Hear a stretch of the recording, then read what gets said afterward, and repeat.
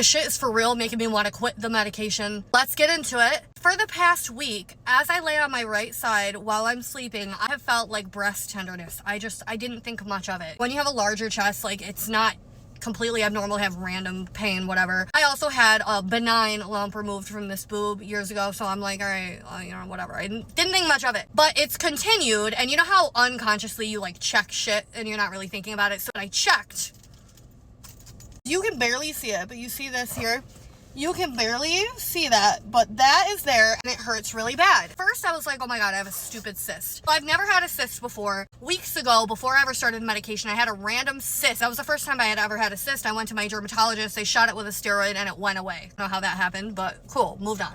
First thought was, why am I becoming a cysty person? Like, this is another cyst, like, why is this happening to me? It's like, they're sebaceous cysts. Like, the thick one, like, there's no pus in them or anything. Like, they're like, just thick tissue. Anyways, that's what I felt like this resembled. Then I was like, oh shit, like, what if this is a swollen lymph node? Every time I've had swollen lymph nodes, I was swollen under here after my COVID vaccines, but it was large, tender swollen, not small, red, you know what I mean? But apparently swollen lymph nodes can in fact look like that. You remember how I had that light brown discharge? Now I'm full on bleeding. But what I have learned, though, from Reddit and posting on my social media is that tons of women on GLP-1s experience disrupted periods, early periods, longer periods. So that part I'm not as much tweaking about. My GYN offered to do a vaginal ultrasound. I said no, I'm not that worried about it, and then I started bleeding. This has been here all week, but I didn't actually know what it was until today. Trying to remind myself, if it really is a swollen lymph node, it's probably just an immune response to the medication, which is not relevant. Like,